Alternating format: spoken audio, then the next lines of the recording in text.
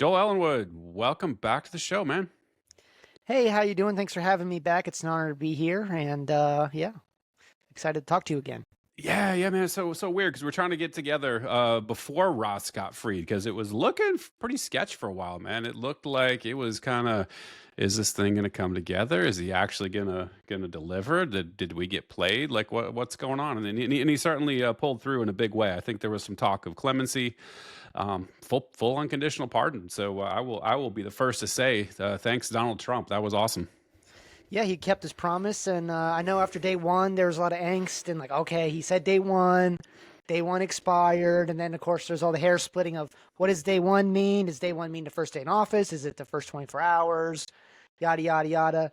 But I think all that's forgotten now that he got a full pardon rather than just his sentence being commuted on day one. I'm sure everyone would take that any day of the week. So he kept his word. He followed through, and yeah, good for Ross. He should be free. And you know, um, yeah, it's uh, it's um, it's interesting because I wasn't sure he was gonna follow through 100% because just because Same, of dude. Same. just because of it was like, okay, you look at his cabinet. He's like, "Oh, we're gonna be America first." Yeah, and then he points his cabinet. No one really in his cabinet's America first. And then Trump's backing the visa thing, and so he's contradicted himself a lot. Of course, I mean, that's Trump. He says a lot of things, so you never really know whether he's being serious or he's pandering or he's actually going to be. He kept his word, but he followed through this time, and so good for him. Got to give credit where it's due. Yeah, certainly, and I share that view, right? Because he had no reason to do it. This is what concerned me about the deal when Angela made the deal. If she's the primary driver, I think I have no reason to believe it wasn't. But there are people that are claiming that she wasn't behind it so much. That's a whole other topic. He's a lame duck president. He's not running for office again. And I think we all know, like, dude doesn't give a shit. Like he doesn't care about who comes after him. He doesn't care about who came before him. He really needed to, and this is what scared me too, is that he needed to save himself. The whole legal system coming after him, potential, if he doesn't get a pardon, his other option is, or if he doesn't become president, his other option is jail. People will do and say pretty much anything to stay out of the situation. And so I was a little bit concerned that he would enter and say to himself, nobody actually gives a shit about the libertarians, right? Got their vote. Yeah, thank you. You helped me get across the line. But ultimately, my base is MAGA. My base is blue, back to blue. My base is law and order. That's my brand, right? I'm the strong man. I'm the authoritarian. And if you go against law and order, that's like antithetical to his personal brand. So I was certainly concerned that he might not deliver. Yeah, but then again, in his I guess his True Social post, he said something like the same people that were basically going after me Mm. were doing the same thing to Ross. So I guess I don't know. Maybe that was part of it. Was he felt some kind of, or maybe he really does want to have some sort of retribution, and to a degree to the corruption in the Justice Department and whatnot. And yeah, you're right because you were saying that he doesn't give a damn about libertarians. I mean, he went to the Libertarian Convention and called them losers to their face. So Yeah, it's like you're a right. bunch of losers. Like I'm just here just because whatever. Um, but as far as the deal goes, I mean, yeah, I don't know who made what deal or who did made it all happen. And for me, that's what's probably the disappointing thing is what should be a unifying event. And I know everyone's happy that Ross is freed, and that's great. But then it just quickly turned into, well, this person doesn't get credit. This person should get credit. It's like, no, no, I get Yeah. credit, or you don't get credit, and you really did nothing, and you're just a grifter. And so, of course, the typical libertarian, um, autistic infighting and arguing and that kind of thing, of course, took over. And it's just like, I mean, can we do what everyone's been hit, all gas, no brakes on this for so long. Everyone's been hammering President Trump, and even long before President Trump, this has been a libertarian, I don't want to say pet issue. Like it's been a main kind of That's probably not the right word, but it's been a big issue for libertarians for a long time, and it finally happened, and Ross finally came free. And even then, we can't have any sort of like, okay, let's all put the swords away. Let's all just be thankful and happy that this happened and we got it done. A lot of people played a part, not just one person. But no, it's got to be pissing contests and you did nothing and you're scum and you're a traitor, grifter, and whatever. And it's just like, I mean, this is why we can't have nice things. And this is why Trump called libertarians losers to their face. This is why. Because even when you win, they lose. Even when we just win, take the fucking W. we're man. losing. Take the win, take the knee, victory formation. But no, it's got to keep going. And it's just like, okay. Yeah, and I get like not worrying so much about who should get credit and everything, except for, I will say, Angela McArdle took a lot of heat for what she did, right? And so for those who aren't aware, like libertarian adjacent or deep in the LP politics, she didn't back her own candidate, like, which is almost unheard of. Chase Oliver was the LP candidate. She's like, nope, I made a deal with Trump. We're gonna back Trump, which was a pretty bold fucking move, man. And a lot of people gave her a ton of shit. So I get her inclination to want to take a victory lap, and I'm like, yeah, go take your victory lap. And so it was kind of shitty that moment got turned into the typical libertarian thing, man. And you're right. This is why we can't have nice things. Yeah. But yeah, she take the victory lap. Yeah, credit, I guess, whatever role. I don't know to the extent, like, I don't know Angela. I never talked to her. I have no reason to think she didn't. She seems like everyone that in the Mises caucus that I know and like and I'm friends with say she deserves all the credit. She made it all happen. Great. Some people think it's all Thomas Massey, but even Thomas Massey said Angela did a lot. Even Ross's mother gave Angela a lot of credit for everything she's done. So, hey, you know what? Good for her. She has to deal with a lot of heat from everyone else in the party for what she did. And, she's got, it paid off in the end. So he's free. And I think let's just all just be happy about that. And can we just please, just be normal, functioning humans.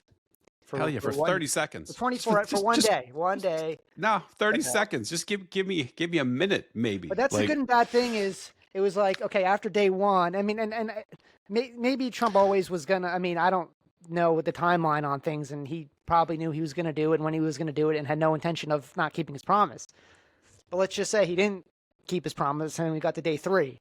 Well, the good thing about the libertarians is they are relentless and they won't ever shut up about it, and they'll be on his case 24/7. So if anything, he would just be like, okay, I just want these annoying libertarians to shut up. Just like, well, fine. Well, I'll just do it. Just leave me alone. So they would have never gotten off of Trump's back if day 3, day 4, the noise would have gotten more intense and more intense. So that's the flip side of the coin, is that that it's a small group of people making all that noise and pushing the envelope, and that kind of got over the line. So. Yeah, I think it's intentional. I really do, because he did 1,500 plus pardons on day 1 of the J6ers. Could have because believe me, Ross was the most high profile case that was before him, right? Like, he could have easily done Ross and then the 1,500, right? Like so this was definitely intentional. I wonder if his strategy was something like what we saw with the nominations. You remember the nomination process? It was like all these shitty AIPAC, neocon, like awful, whatever, like Marco Rubio, what the fuck are you doing? And then he finished with Kash Patel, and you start like, there's actually some decent people towards the end. I wonder if he's trying to do that thing here, because the first couple of days were, at least in my view, tell me what you think, full of bullshit. Like, the executive orders, there were some that were great, pulling out of the Paris Climate Accord. There's things that you can point at that, like, legitimately pulling out of WHO, but there was some really shitty things, and there was 2 separate declarations of federal emergency, which, if you know anything about Frederick Bastiat's famous quote, like, man, emergencies are always the pretext, for eroding, individual liberties. And then you start talking about, and then he basically announced a new war, which people don't like to think about, but like labeling the Mexican drug cartels as terrorists, and now you're going to start going after them with war on terror tactics. We're back to the neocon Bush shit, but it's just drugs. And so there's a lot of things that libertarians really had an issue with, and I wonder if a lot of this strategy around timing was to keep them chirping about Ross, while he's signing all of this crazy shit. And then when Ross gets free, then everyone cheers and kind of forgets about this stuff. Yeah, that's an interesting point. Yeah, I could see that. It's like, okay, yeah, we can, once Ross is freed, I'm going to get all that's basically now a blank check, and I can just, yeah, they're not going to like it, but they're not going to care because they got Ross freed, and that was their number one thing. And so, but that's how Trump likes to see himself. I mean, during COVID, he referred to himself as a wartime president. Like, well, we're waging war in COVID. I'm a wartime president. So I don't know. There's something about being an American president. You want to be a wartime president. I guess that's part of the prestige of it. But he really, I mean, was trying to make that case. And yeah, I mean, the Mexico thing, it's like, I mean, yeah, let's do a war on terror and war on drugs in one. That seems like a great idea. And so it's kind of weird because he's like, because I don't think Trump is necessarily, they call him like a populist and a nationalist. I don't think he's a populist and a nationalist at all, really. But he's kind of doing like these weird, he's doing all this neocon stuff. Okay, let's start a war on drugs in Mexico. And he's lifted all these sanctions, supposed sanctions and restrictions on bombs going to Israel and all these other things. But then he frees Ross. He's talking about getting rid of the income tax and some of these other things libertarians care about. So it's like it's a weird, just kind of like, I don't know, throw the libertarians a bone once in a while, or it's just a weird kind of hodgepodge of neocon things and libertarian things at the same time. So it's just, I mean, it's just kind of all over the place. I know some of the things I'm going to like, and I'll say, hey, great job. You got rid of the income tax. That's amazing. And, but at the end of the day, he's, to me, he's just a vassal for the technocracy now and foreign interests, Israel. So Israel's going to get whatever they want. His whole campaign is funded by a bunch of tech billionaires. And so he's going to owe them a lot of favors. And Mayor Madelson gave him $100 million, so he's going to owe them a lot of favors.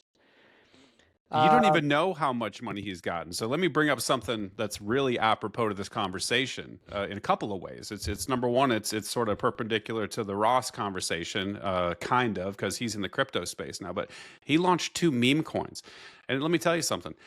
One of the easiest ways that you can sort of, funnel, campaigns, like sort of backdoor campaign donations is through a cryptocurrency. And I think that's why he's behind this now. I think this was all planned out.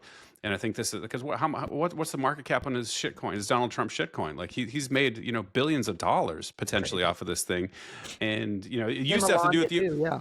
We used to have to do it the old-fashioned way, where you'd make a bunch of promises to people, and they'd be like, "I got you on the back end," and then you'd write a book, and then all of a sudden, like all these people would buy this fucking book that nobody actually bought, and he would give speeches, and for like $30 million for a 15-minute speech or some crazy bullshit like that. Like this feels to me a little bit like being bought up front, like to get the down payment is already in with his crypto fix. Yeah, it could be. I mean, the crypto thing is interesting because I never thought of it like that. I always thought of it more of with the crypto coins. Like, I don't know if he just knows his base is like he just gonna milk them for everything they got because he had the shoes, he had those sneakers, and then he had his Trump trading cards. Now he's got the meme coin, and so it's just like one thing after another. It's just like, yeah, whatever I throw out there, I know my supporters are going to buy it. But you really think he's got that many supporters to have a market cap on a shit coin that's that high? Well, I mean, yeah, that's wild. No, yeah, well, the market cap aside, I mean, yeah, how much of that is other like big money buying, pump and dumping, which is probably what it is. I mean, some of that for sure. There's no. I mean, you don't come out with something. It's not like a legitimate. It's like the Hawk Tuah thing, Kim Kardashian's crypto thing. It's not a legitimate investment, right? You can buy it for like the novelty of it. It's like, oh, look, I own Trump coin. It's funny, and all that kind of stuff. But I don't know. I mean, he's just. I wouldn't be surprised if he's like, I'm just gonna rug pull all my.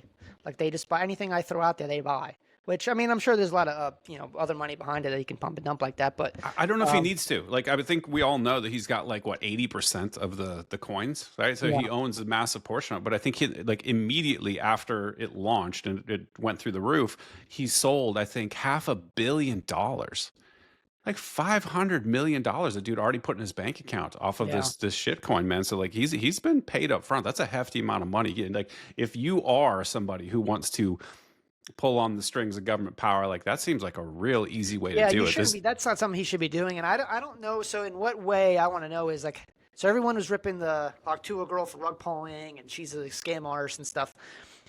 Aside, I mean, the fact aside that I mean you're retarded if you bought it, but like how? But like to me, like how is that the Trump coin different from that? Other than that, it's Trump. So it's no more legitimate. It's just as much of a sham, I guess, than all the other kind of shit coins. So I don't know. Yeah, it's yeah, I don't even know what to say. It's just he's doesn't matter what he can chill his meme coins and he can do whatever else, and it doesn't matter what he does. Like he's the dear leader, and his base will never abandon him. Because it's funny, because I'm seeing now. Okay, so I'm sure you've seen the Oracle CEO coming out Larry talking about Ellison. Larry Ellison, all these other the AI technocrats, and all these MAGA supporters are like, well, we didn't vote for this. We didn't vote for this. What's going on here? And it's Man. like, you did vote for this. Thank you, Joel. I've been they, saying this to they all everybody. supported, like, what do you think was going on? They all came over. They were all supporting. They were all behind Biden before. Now they're all behind Trump. Like, what do you think all these billionaire tech guys are behind Trump for? But Well, hold on. Not just that. Not just that. This is maybe you're looking at this from a different angle, but what I've been telling people, even leading up to the election, is like you have to understand something. RFK is not coming in here to go after the COVID shots, right? Like this is something that he personally loves. He thinks the shots are the greatest thing ever. It's the crowning achievement of his first term. He's boosted to the friggin' gills, man. Like this dude believes in mRNA.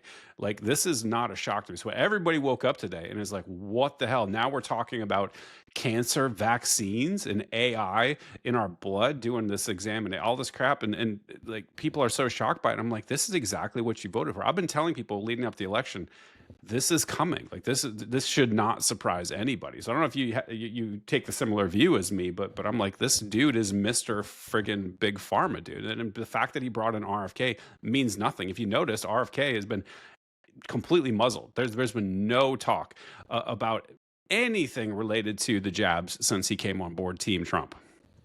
Yeah, it's yeah, I mean, to the extent like he believes it, I don't know what he like Trump believes either way. Like he could 100% believe in the MRA, or it's just like he takes your word for it, or like it's just like I need your campaign money or whatever.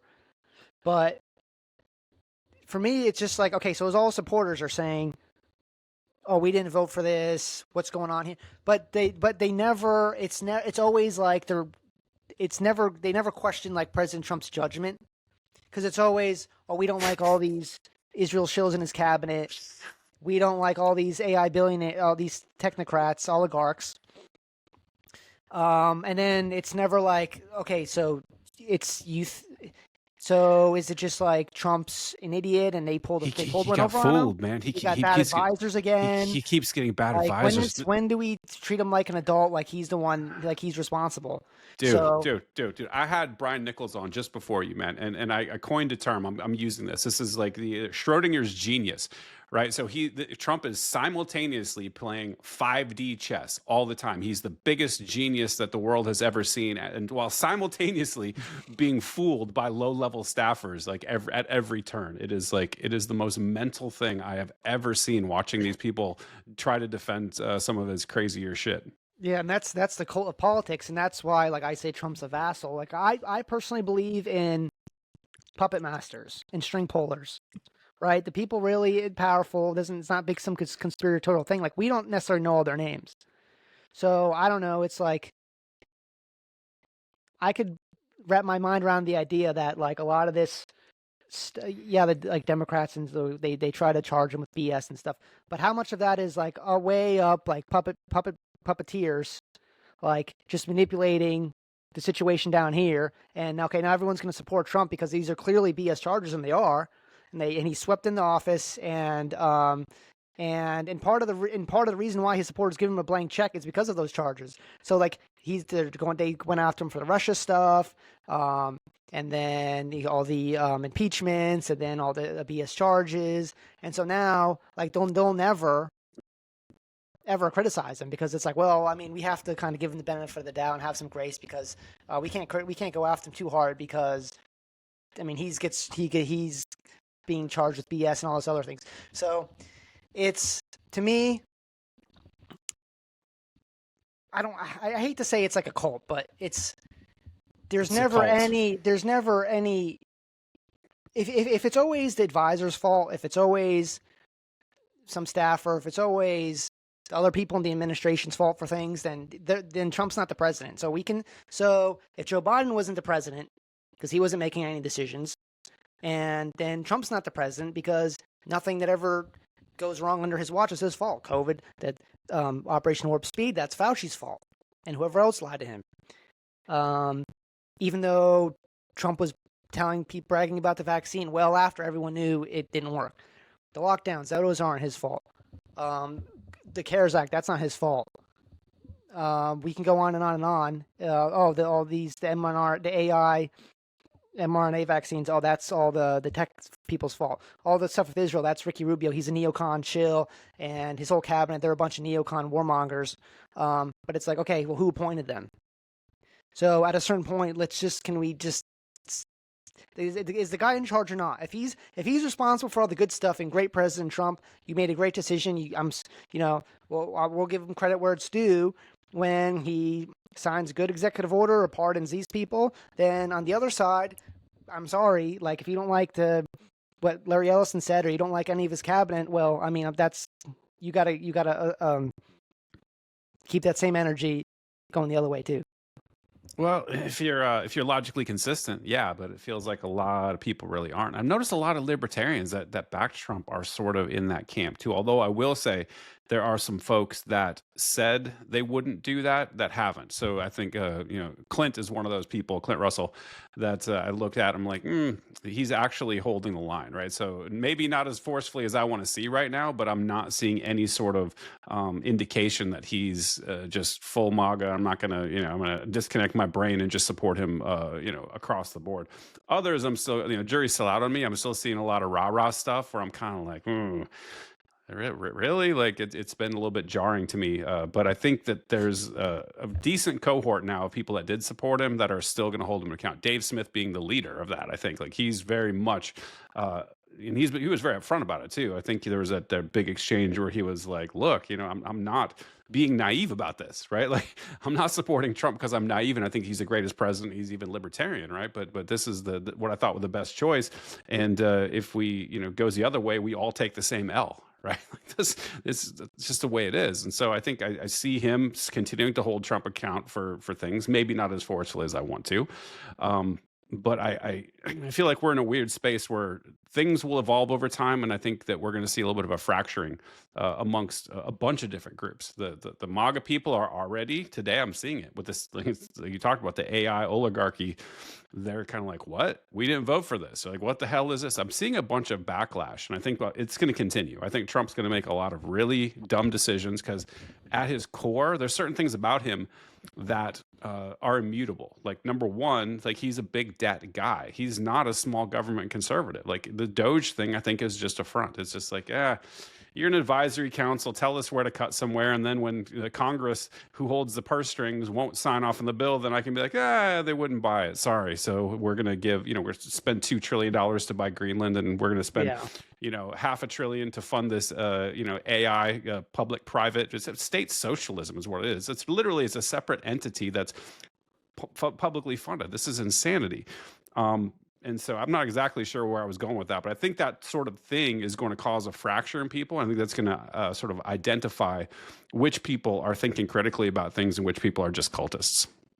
Yeah, and there has even been a fracture even before a little bit on the right, and at least as far as the MAGA base is concerned, is over like the visa issue. So you have a lot of people on the right who are like America first. It's like, okay, like don't import cheap labor. You say you're America first. We saw that divide. That all blew up over and around New Year's. And I'm glad you brought up Doge because, and also, yeah, there's no reason to believe like Trump's gonna, yeah, he's obviously not a small government guy. I mean, we saw his first term, like big spender. Like he wants to start the Space Force. He wants to do all these grand things. Um, but I'm glad you brought up Doge because, yeah, Doge is like the fake. First of all, like Doge is out there endorsing Mike Johnson, Oh God, wasn't that legitimizing Mike gross? Johnson as a spokesperson. Like and because I remember when Mike Johnson goes up there and he's like, "We're all sick of the size and scope of government," and Doge is gonna. I'm just like, seriously, like this is to me, it's insulting to my intelligence. Like, Mike Johnson is basically a Democrat plant at this point. The bills. Yeah, but then you see it's just fucking crazy. And all of a sudden you have all these people, you know, Elon and Trump and all these people like, oh, so he's MAGA now, and they've got laser eyes and shit. I'm like, and everyone's looking around like, what are we talking about? But overnight, did you notice this? Overnight, it's not just the cat turds, but you know, there's a bunch of these big Republican accounts are all of a sudden like, yeah, man, Mike Johnson. I'm like, you guys hated him like yesterday. What kind of Yeah, crazy pills am I taking? that's the cult. That's the cult MAGA wing. You can just tell instantaneously. And then, yeah, it's like, yeah, Mike Johnson's a traitor. Look, they're flying on the Ukrainian flag in Congress. All these bills he's passing for Joe Biden. And then Trump endorses Mike Johnson. And then when Thomas Massey, goes against Mike Johnson, it's like, oh, Thomas Massey is anti-American. So it's like Oh, that's what I wanted to talk about. their The way whole they went after Massey. their whole My worldview God. is in Trump. So Oh, to them, like Trump, anything Trump says by default, because it's Trump, is America first, no matter what. Even if he brings in cheap foreign labor, even if he sends billions of dollars to foreign countries, and everything else, it doesn't matter. Like if Trump supports, like 3 months ago, he was a big traitor, and he is, Mike Johnson, a big traitor. But because Trump endorsed him for whatever political reason, now all of a sudden that all goes away, and you have to adhere to the Trump ideology 100%, or you're out, you're sellout, you hate America. So yeah, the cat turd wing, that's the cult, 100%. trust the plan. It's like, and yeah, Doge. I don't know, like it's so fake. Like what they're gonna do is they're gonna make government more efficient. Whatever. Here's what they're gonna do. We all know, like Rand Paul has his Festivus list of like all Yeah. the stupid spending, right? So we've all seen the things. It's like $500,000 to see if elephants can be trans or so, whatever bullshit things like that. So that's the kind of stuff they're gonna cut because everyone can look at that and laugh at it and say it's stupid. But all the real the real things that need to be cut, welfare, all these other things, all the foreign aid. Coincidentally, the foreign aid that was cut for 90 or frozen for 90 days didn't include Israel Or Ukraine, or apparently. Ukraine. Shocker. So, defense spending. So to me, any type of like government spending, it's just going to be moving money around. So okay, you cut $5 billion from this program. Okay, where's that going? That's going to go to Department of Defense or somewhere else. It's not like Americans are going to get a refund check for all the money that was stolen from them. Even John Bolton was like, "Yeah, I love Doge. I can't wait for the government to cut wasteful spending because there's a lot of like Department of Defense and a lot of our contractors. We need that money." So yeah, I'm sure I mean, that's how it's going to go. You need to reallocate some money to blow up some motherfuckers. Exactly. So yeah, but you said Man, you want what'd to you talk think about about him? Real quick, what do you think about him losing his security detail? That's funny. I mean, that's good. Yeah, that's hilarious. I mean, he doesn't even work in like government anymore, does he? He's just like a Nope. talking head He's now. Yeah, Yeah. yeah. Why are you having a security clearance? You don't have no job in the administration. Not his clearance. I mean, the clearance was funny enough, but it's his security detail, right? His armed Oh, security. his detail. Okay. Yeah, Yeah, you Secret don't need Service used to detail. follow, or not Secret Service, whoever in the federal government's responsible for protecting diplomats or whatever. Like he lost it. Like Trump just like, well, you don't have Pay for that his own anymore. security. Like he's a private citizen. Yeah, dude, that was fun. That for me, that's the Trump being peak funny like that. I know that's real petty because Bolton and Trump hate each other, so it's like petty kind of. But it's John Bolton's scum. We all know that, so that's funny. Like he's. I mean, yeah, you're not in government anyway. Even if you are in government, you shouldn't really have a security detail unless you're the president or maybe some higher up officials. But yeah, you know, as petty as it was, I think it was good for him to get rid of his detail and everything else. Yeah, yeah, definitely support that. And I've been trying to be generous to President Trump and give him credit where it's due. But I got to say, man, like you alluded to it earlier, it's like having him as president is kind of like having Gary Busey president. You never know what the fuck you're gonna get. Like all it's just like you look around like what the hell is this? There's some crazy thing that he hits out of the park. Like did you see today that he just released a thing where they're canceling DEI across the board. Like they're making it illegal to discriminate. I mean, like rolling back all sorts of crazy shit, and that impacts a lot of private sector jobs too, because there's a lot of companies. Like I'm in tech, right? And so there's a lot of companies that provide software services, cloud services, all these things to the federal government. And like these companies can no longer have DEI programs. You can no longer have any sort of, race or sex based, promotion standards or taking into consideration what they can't say quotas. I think they have them targets now. Like a lot of these companies will say, we want to increase representation of this group by this percent, right? And so I think all of that stuff is just completely out the window overnight, which is massive, right? So I want to be fair to the guy, but it feels like every time there's one of those, there's something equally as bad or twice as bad on the back end that you have to deal with as well. So I don't really know what to make of the dude. It's gonna be one day it's gonna be like, oh, he's like Ron Paul, and the next day it's like, oh, George W. Bush. It's like, okay, that's how it's gonna be for 4 years. I'm not necessarily expecting anything. I'm just going to kind of enjoy the ride. And, I mean, I always say, I mean, how I live and what my goals are and everything isn't going to change from one president to the other. I really believe, I mean, from Ecclesiastes, there's nothing new under the sun. I really believe that. So I have no reason to believe that our federal government, which is the largest government in the world, are the largest employer in America, I have no reason to think that's not going to get bigger. I have no reason to think we're not going to have wars. We've had wars our whole history. I have no reason to think our dollar is not going to continue to be devalued, and so on and so on. So just based on past hundreds of years of American history, I have no reason to think none of these things won't continue on. But if in the meantime I can get some cheaper gas and groceries, okay, great. I'll say, good job, and he gets rid of some of these DEI policies. That's good, but at the end of the day, I mean, we see his cabinet, we see Larry Ellison up there today, so we have an idea of kind of what's going to be probably starting to transpire here as his term goes on. Yeah, so I want to ask you. You referenced the talk about eliminating the IRS. What do you think about that whole thing? Well, he mentioned something about trying to abolish the income tax and replace it with tariffs. Mm-hmm. I mean, I don't think he's gonna. I don't see the IRS being abolished. I don't see any of these agencies supposedly being abolished, like Department of Education. Well, hold on. I mean, let's be. I'm going to say fair. That's not the right word. But let's think about this. So he's already announced that the IRS agents who were being hired, like he basically said, nope, we're canceling your contract. So the expansion of the IRS at least is on pause. It's a good start. And some folks have been floating the idea. I'm not sure if he's going to do this. Floating the idea of somehow using executive orders to sort of this is wild. I heard this earlier today and I was like, that's actually kind of smart. But in the future, pardoning every American citizen from here until infinity who evades taxes. Like so that's one way you could essentially, de facto eliminate the IRS. I don't know if he's going to do it or not. If we're going to have someone behave like a king and have a lot of executive overreach, if they're going to do that, that's not a bad idea actually. Because tax evasion is not a crime. I mean, I think in some countries like it's not technically a crime, but it's.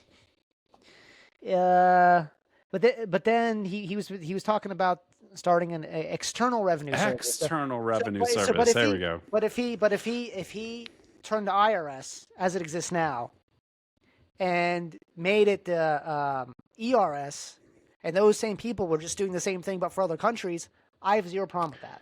Well, hold on. It's not for other countries though. That's the thing people don't realize. That's branding. That's all that is. Like when you think Okay. about it, this is the ERS is supposed to. It's although it says external, Hmm. it's really talking about enforcing tariffs, right? So really, these are taxes on Americans. Americans pay the import taxes themselves, right? So this is just enforcing anybody who receives a foreign good. There will be a tariff assigned to that, and if you don't pay it up, then it's going to be there's going to be some enforcement action. So it's not like it's this whole trope of we're making China pay. It's like, no, you're not. You're Well, right, taxing yeah, American the citizens. consumer's going to pay, but to what extent is like what's the offset of okay,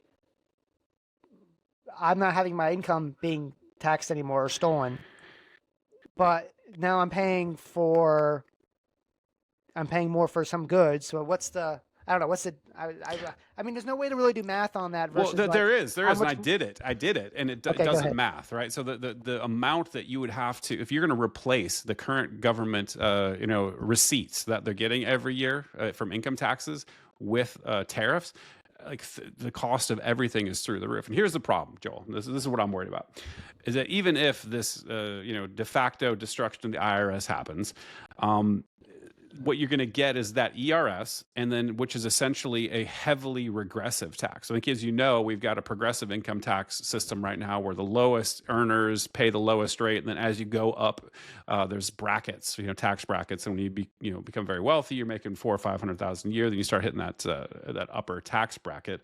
When you're talking about tariffs, like you said, those flow through to the consumer, and therefore it hits the lowest income people first and the hardest, right? Because it's a bigger portion that they're going to have to pay. So it actually will be a regressive tax, which then, as you know, can be weaponized by the media to be like, oh, look at these. And there's going to be tons of horror stories, right? Because it is like there's people barely hanging on at the bottom right now. The inflation crisis that Trump caused during the pandemic has really hurt a lot of people. The bottom levels of society, you see them, like that's where all that homelessness started to just pop around 2019, 2020. Like every major city started turning into a post-apocalyptic looking, tent cities and needles and all this crazy shit. It's very easy then to point at that and be like, hey, you're actually really hurting these poor people, and these rich fat cats, they're making out like bandits over here. We need a new thing, right? And so what I fear is that we're not only going to get an ERS, but then a replacement for the IRS. Then you're going to get stuck with both of them for eternity. Yeah, it could be, or it's yeah, as Americans continue to be crushed or whatever, it'll just be more like, oh, let's send stimulus checks or let's experiment with universal basic income because so again, like you said earlier, Trump's not a libertarian president. There's going to be more spending, more government, um, and yeah, it's How much more do you think we can take, dude? Before the USD completely collapses and we have a currency crisis. I don't know. That's the thing. It's you take your Peter Schiffs and stuff. They've been banging the drums about that for years and years. Never seems to materialize. But I mean, there's no question at all. I mean, our economy is just a massive debt bubble. I Yep. mean, just like anecdotally, like I'm in the car business, and it's just like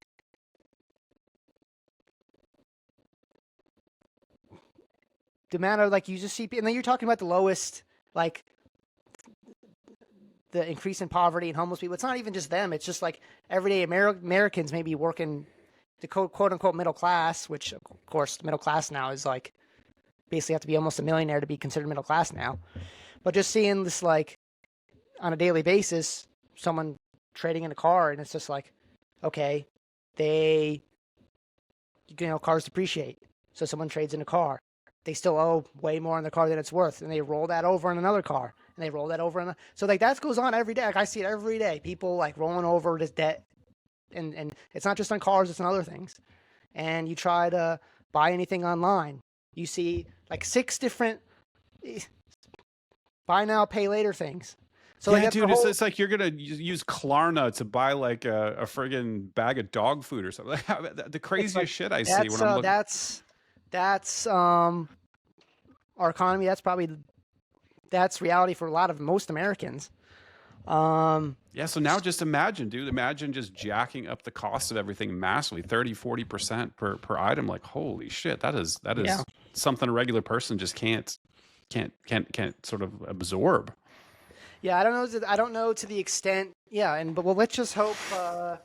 Let's just hope. I mean, he had tariffs in his first term, but maybe the tariffs are it's just a pressure mechanism, which I don't know that that'll be the case with Trump. He seems like his trade war, like he likes like he wants to be a wartime president, whether that's trade war, whether that's war on COVID, whether that's war against the cartels. So, I mean, I guess we just wait and see what happens. But for me personally, again, I live under the premise of there's nothing new under the sun. So I just going to look at okay, just history. Things are going to get more expensive over time. So that's how I live. I live assuming in 5 and 10 years, the dollar is going to be cheaper, meaning things are going to be more expensive, regardless of whether Trump institutes any of these tariffs or not. He's going to spend money. Money's going to be printed. It has to be printed. That's the only way to keep this thing going. So he's when in his first term, he was, and they had a marginal like rate hike to like 2%, and he was lost his mind. He was demanding negative interest rates. So he wants the rates are going to come down, money's going to be printed. So I'm just going to assume things are going to be more expensive generally in the future than they are now. So that's how I'm going to live. And so again, I'm like however President Trump, whatever tariffs he enacts or whatever doesn't enact, I'm just going to live under, I'm just going to assume things are going to be more expensive. So I just encourage anyone else to just assume that's going to be the case. So even if gas prices come down for a few years, which they probably will, even if groceries come down, we'll be going back up the other direction in due course. So just prepare accordingly. Yeah, so I think you and I are probably econ dork. So for folks that maybe not as autistic about that stuff as we are, what would you recommend somebody does in that inflationary environment? Um, Or what do you do? I don't necessarily recommend anyone do anything. Me personally, I just try to live beneath my means as much as possible. I think debt is bad generally, like most debt is like really bad. As the whole economy is debt based, and I know I'm in the car business. Everything's debt, the financing. No one pays cash for cars anymore, barely. But for me, it's just like avoid debt like the plague, live beneath my means, and invest in things that are going to have value in the future. So I personally like silver and gold. I like to buy a lot of silver. Crypto is a good thing to purchase, land, things like that. So basically, and I have two young kids now. So how I'm thinking is like, okay, what am I going to have when my kids turn 18 or 20, however old? Like, what am I going to have for them to leave for them? So I try not to save in dollars. Like again, it's just silver, cryptos, like some stocks, like some invest in some good solid companies, land, things that you know are going to have value in the future. Buy things when they're on sale. Like that's like I just try to live as simply and cheaply as possible, and just think 10, 20 years down the road, because who knows when we're going to have a real actual currency crisis. Now during COVID, they had the shutdowns and everything, but who's to say we're not going to have another emergency during Trump's term? We know how he responds to emergencies, and emergency means more government spending. And like you said earlier, he had declared these emergencies, and he has now these new powers. Something happens in the Middle East, something with the climate, another virus, who knows, whatever he deems an emergency. And a lot of times these emergencies are political. We declare something a national emergency or whatever. So I don't know. I'm not an economist. Like I like to read about like economics and stuff. I'm not an economist. I just that's just basically what I try to do. Yeah, I'm the same, man. Like that, I think that's really solid advice. I don't think you and I deviate a whole lot there. So I wanted to pivot. We're getting a little bit short on time, but I wanted to talk about the left, man, because it seems like the left was this fucking juggernaut for so long. Remember all that when we went through the woke era? and it felt very unsafe to have just like a regular normal person opinion online. Like you couldn't say anything without getting demonetized or kicked off a platform or banned for life or whatever.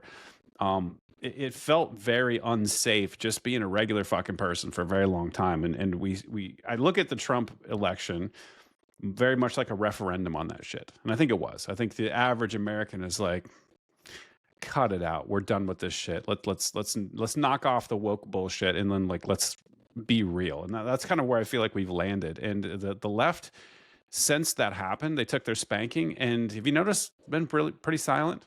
AOC chirps a little here and there, but for most part, they've all kind of went into what I hope is self-reflection mode, but I fear is like retaliation mode. They're regrouping and figure out what their next attack is going to be. So do you have any thoughts about what the future of the left's going to look like? I don't know. That's a good question because, like, all the because you have guys like Elon Musk who are on the left, who are liberal, right? They were were Democrats basically. Now they all so basically anyone with like two brain cells is now quote unquote on the right, and because the left just got so basically, okay, if the left wants to be relevant, they need to be like John Fetterman is like where Democrats need to be as far as like not being retarded. Of course, he's super pro-Israel, but like he lives in the real world because they just inverted reality so much. I guess it started during like the early Biden term with COVID and everything, but just denying reality when it comes to gender and science and viruses and everything else, and just the hysteria with everything, and everything's a hate crime and bigotry. People just had enough of that. And so basically, like guys like RFK, Tulsi Gabbard, who were historically on the left, are now considered. So the left just went so far left, they just like lost everybody with common sense. So, I mean, like to me, if they want a sense of relevancy, they obviously have to moderate. Like to me, like John Fetterman, that's what your normal like left wing like Democrat should be. If they want to be like politically have a chance. I mean, who are they running in 2028, to be honest? Like, you can't run Kamala again. Gavin Newsom, like, but I don't know. But that's the thing about the left is I really don't have a good answer for you. I don't know. Because I just look at Kamala Harris, right? They just installed Kamala Harris, who's like objectively not, I know we call everyone retarded and stuff, but she's just not a smart person. At all, like in the fact that she is this close to being president. She was a bad candidate. She was one of the worst candidates I've. She's like if Jeb Bush was on the left or something like that. Just like, what are we doing? But yeah, I have no idea. I tend not to focus on the left very much, just because, and I usually focus all my energy on on the right, because the rights are because I already know the left is like they hate me and they want us all to die and they hate reality. And like liberty and life and everything that's good, like to me, the left hates. And so I just try to focus on the right, like when they're doing bullshit. So that's a good question. I don't know. They just obviously need to moderate a lot if they want any chance of political relevancy. But then again, like you said, the left was this juggernaut, and it seemed like they were just going to win forever. It was inevitable. Now that seems like that's it for the right, is because now they got Elon Musk, they got all the big tech guys, they got all these people, all these former Democrats are now over here. And so they had this big giant coalition, and now they seem like they're inevitable. But, you know, at what point does it kind of get to a point where it's just now we going back the other way? So I don't have a good answer for you. I don't know. That's fair, man. That's why I asked the question. I haven't heard anything out of them for a while. They just got to take the L and kind of regroup and figure something out. Yeah. But what's weird, man, is like this is the first time in my life that I've ever actually physically, with my eyeballs, watched the Overton window shift, right? And what I mean by that is like you looked at, like I said, 4 years ago or 6 years ago, you had Elon left, Tulsi left, RFK left, all these people. You're looking at this picture of left and right, and all of a sudden I saw the same people shift hard to the right. I mean, they didn't move. Like these are the same people, but they're what's considered hard right now. You have all this stuff. Elon's, alt-right, and all these people are super hard right extremists. And it's like, these were Democrats 6 years ago, right? So this is the first time I've actually visually in my life seen the same people who are over here on that political chart. All of a sudden, they're popping up over here, and that makes me wonder where I'm at, and it makes me wonder where the Republicans and the right are. Right? What does right mean anymore? Like it feels like because to be fair, the Republicans are retarded too. Like there's something wrong with everybody. Like I look at this and I feel disoriented. I feel like, and I kind of am used to that. Like being an anarchist, like I'm not on your, your political compass. I'm not on your team. But it feels very disorienting not knowing where other people are, right? We want to have a discussion with somebody. These people start talking to me. I'm like, where are these ideas you're coming up with? Where the hell did you get them? This makes no sense to me. Where in the hell are you on this? Like, traditionally we used to have a map. We could kind of figure out generally, on that left-right axis where somebody might stand. And I just can't I can't figure out where these people are anymore. Yeah, it's interesting. It's almost like now, if you are somebody that thinks there's only two genders, you're right wing, regardless of any other social or economic position. Or so, and even like there's like you were talking about the Overton window. The Overton window is shift on the way on the right too, because I go on X now, and I'm just seeing like a bunch of like Hitler edits, and I mean just the way I guess all since last October 7th, 2023, that's kind of started the conversation in that regard. I shifted, so like it's an interesting time. Like I personally, I can't think of a time in history I would rather be alive in than right now. I just don't even know it's something every day. And it's definitely like, I don't know what's going to happen in the future, but I mean, I think it's good to Overton window shift. There's also on X now, it's crazy. Some of these X accounts you have, like Hitler edits, people denying historical events you're not supposed to deny, and all those kind of things. And that's good. Those conversations should 100% happen. Like everyone should question everything historical, anything we're told that 100% happened with, don't ask any questions. That's what you should question. So there's a huge shift in the Overton window, kind of from people on the left coming right, and then on the right wing itself kind of getting more right, because there's a wing of the right where, with Elon Musk coming over and stuff, with all the tech guys with their Visa stuff, they're getting like way more hardcore right. They're just like 100%, like kind of like Lincolnian nationalism, protection tariffs. We want this to be like Americans only, Christian white country. So I'm seeing that kind of discourse being discussed a lot more and a lot more frequently than I have in even just a year or two ago.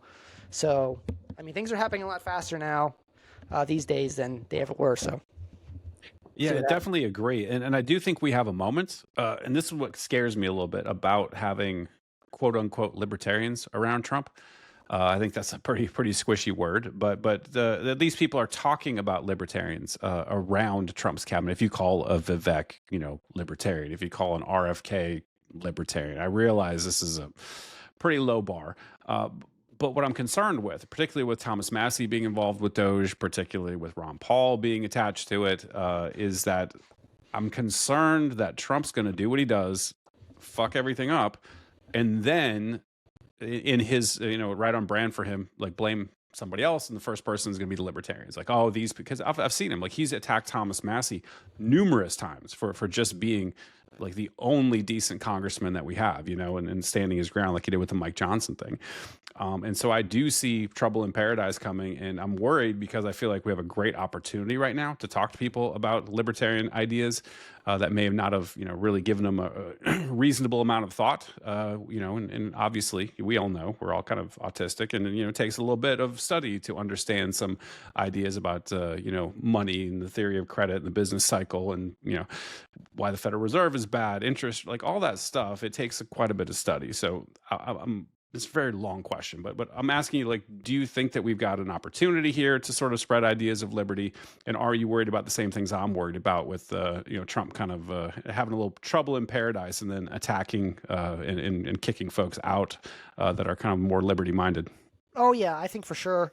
I think there'll be, yeah, his first term was revolving door, people getting fired. Of course, yeah, he tried to get Massie thrown out because Massie had the gall to stand up to the CARES Act. And I fully expect Thomas Massey to do the same thing down the road when Trump has some new piece of legislation that Massey opposes or blocks or whatever. So I can see that happening again, and especially with the like we talked about the MAGA cult base, how quickly they'll just turn on somebody because just Trump's upset. As far as concerns about for me, to the extent there's a political solution anyway, that's why I don't believe in that. I don't know if we'll have any solutions in our lifetimes anyway. It's just the world we live in. But I don't know. For me, my personal opinion is you make America great again and liberty, and the only way federal government will be restrained is from states not enforcing things the federal government wants and individuals living freely and not going along with things like lockdowns and vaccine mandates and things like that. So to the extent there's libertarians in his cabinet, yeah, that's good. And I support I didn't vote for Trump. I didn't vote, but I get the strategy behind what the Mises Caucus is doing, trying to get libertarians in the cabinet, get people in his ear, get their people in certain strategic places. But at the end of the day, that's only going to really do so much because, we know how President Trump is, and eventually, it's gonna become an impasse where Trump's trying to do something and the libertarians are trying to block it, and so on, and then we have issues. So, for me, what I would like to see is just more states, and even you're seeing this from blue states, saying we're going to defy President Trump and his deporting people and whatever else. I think every state should act in their best interest. Like New Hampshire, to me, is a great model of how states should act. And I think every state should be doing what's in their best interest. So it should be, I live in South Carolina. I want my governor to be South Carolina first. Okay, so that means the federal government wants me to do this. The Department of Education says we have to do this to get funding. Well, we're not going to do that. That's not in the best interest of my state. And then each individual doing that, this is not in the best interest of my family. I'm not going along with this, and so on and so on. So to me, that's decentralization in action. That's how liberty prevails in the end. And that's how America used to be. States had a lot more power. They weren't going to go along with things. Like South Carolina has a rich history of secession and not enforcing tariffs and taxes and things they didn't think was good for them. So that's for me the ultimate, I guess, dream or goal as far as liberty is concerned. But I think it's only a good thing to have libertarians or libertarian adjacent people in his cabinet or around him, because clearly, at least that worked one time when it came to freeing Ross. So, Amen. So maybe in some degree, if it means a bunch of IRS agents get fired, okay, great. There's going to be stuff that he does that I like, as we've seen. I fully expect there to be a lot more spending, more war, and everything else. And we've already seen that getting started with Mexico. So, I don't know. Yeah. And I think that you called out something important, which is actually on the flip side of that coin is something I'm concerned about, is the states sort of balkanizing, not necessarily the old school way we used to do it, where the federal government had much less power, but more in a way that everything breaks apart, where there's a Supreme Court ruling, and then the states are going to be like, fuck you, we're not going to follow. And everyone's going to be like, oh, there's no consequences for not following it. Cool. Then everyone's going to be emboldened to just not follow it. Like you and I were probably less scared of that, but I am a little bit scared of responses to that. There'll probably be a point where it's like Lincoln and his war, man, like, nope, I'm not letting you leave. Like, we're going to keep this thing together. And I think it could turn violent very easily. And that definitely concerns me. I got 3 young kids, not young, they're young adults, but you get what I'm saying. Like people that would be potentially impacted by this. And I don't like to see violence generally. I mean, it might be unavoidable, but I definitely see concerns there. One of the things that kept America going for a long time was a sort of sense of unity. That, yeah, we had our differences, but ultimately we're all Americans at the end of the day, and we're all going forward together. Just that narrative or that belief in that ideal seems to have ironed out a lot of wrinkles in our past, and I think we don't really have that right now. We become very tribalistic, and we're on a political team, or we're on a state team, or we're on a city team, or whatever it is. And I see that there's a lot of danger there. I think that could go very, very sideways and end up in real world consequences that are pretty catastrophic. Yeah, that's 100% a valid concern, and yeah, I don't know. Like, yeah, I don't want any violence, and all violence should be avoided. But I don't know. It just seems, and maybe Trump is somewhat of a unifying figure. Definitely, there isn't as much of like the accusations of racism and stuff. Everyone knows that's BS now, and all that. But to me, it just seems the trajectory just kind of seems like inevitable. Because, like you said, the left, they still exist. They're still out there. We don't hear them right now, but they'll be back. And we saw just a small glimpse of kind of what left wing agenda is with the Biden administration. I mean, we've seen all the like DEI stuff, all the LGBTQ XYZ stuff. I mean, we see what's going on in Canada. I mean, that's like as left wing, like some of the. I don't know if you've seen that picture of there's some Canadian politician, and they had it's like protect trans kids, and they had all these weird looking like grotesque people back there. And I mean, when you have people like that denying reality of what's a man and a woman and things like this, like you can't. To me, it's like we can't live in a cohesive society if we can't even acknowledge like basic biology and reality.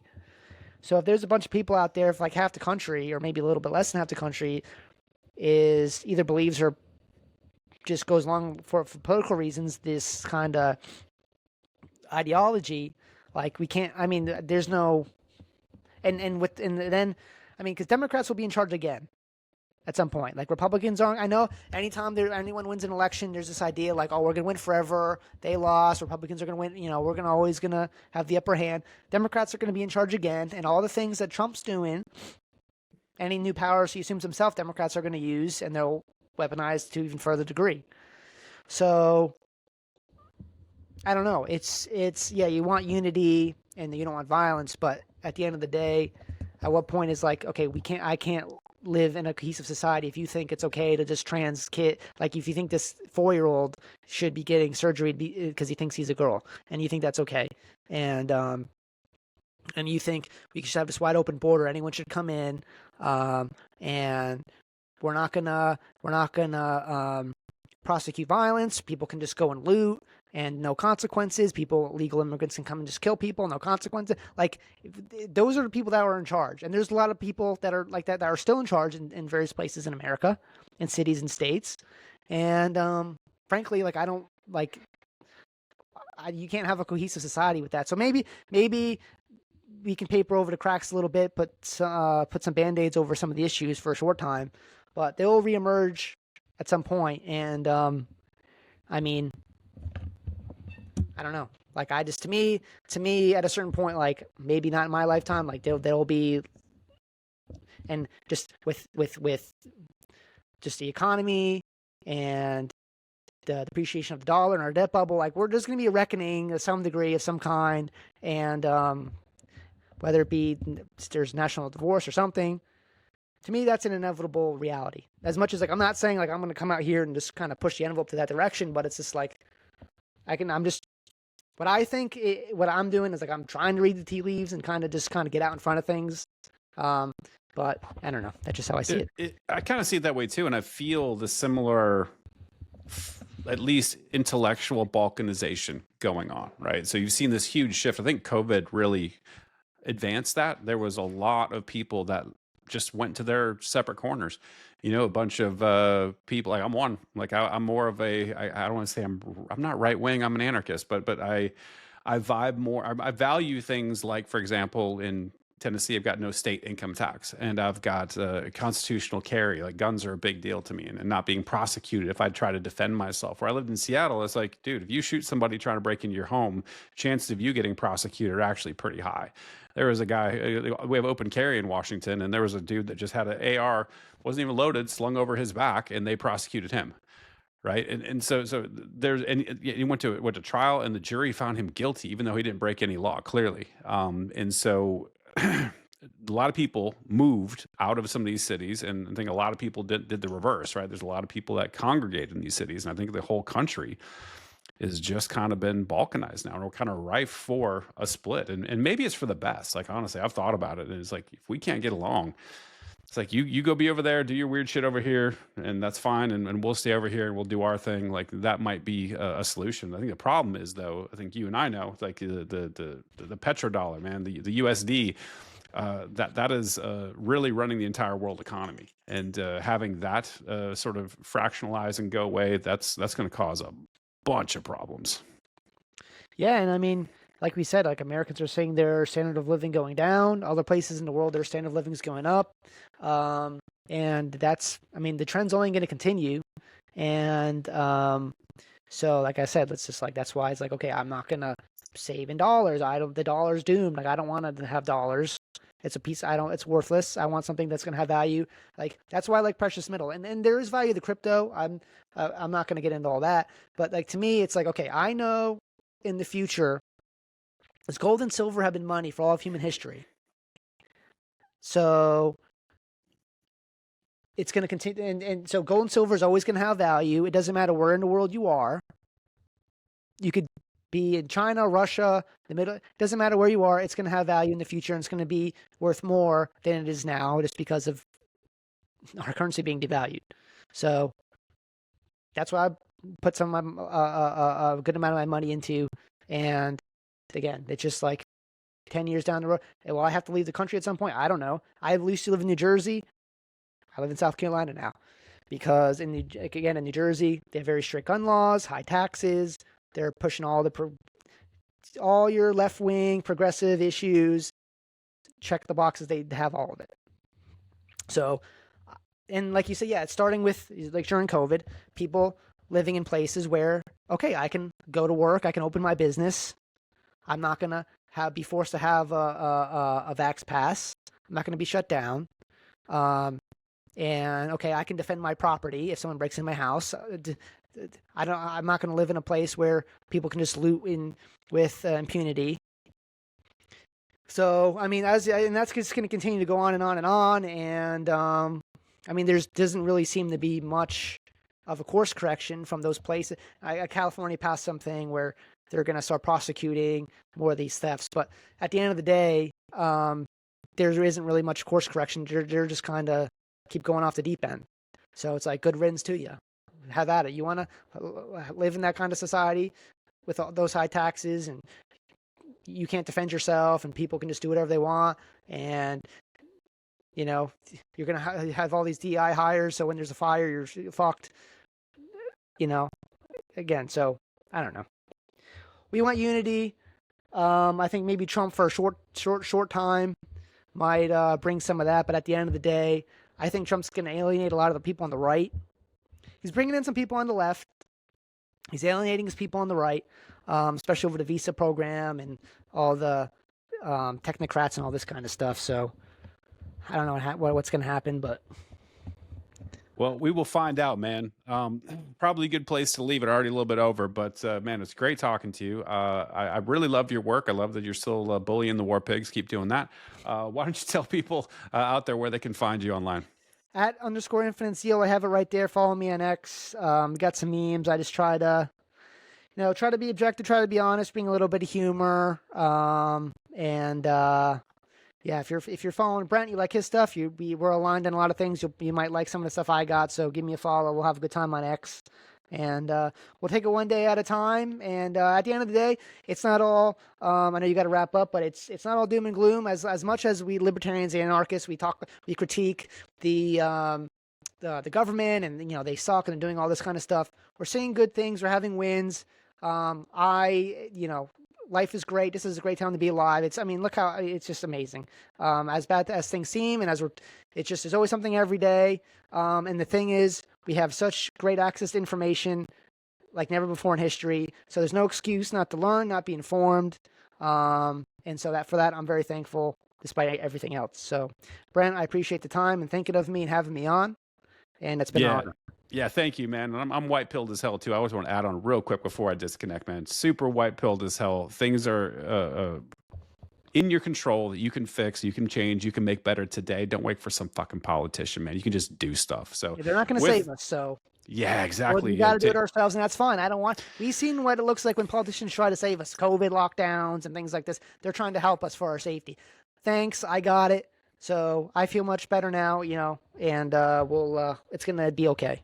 Yes, sir. Go take care of yourself, man. Hey, thanks for stopping by again. Really appreciate it, and I'm gonna definitely have you back, 100%. man. You're my favorite people. Appreciate you, bro. Yeah, bye.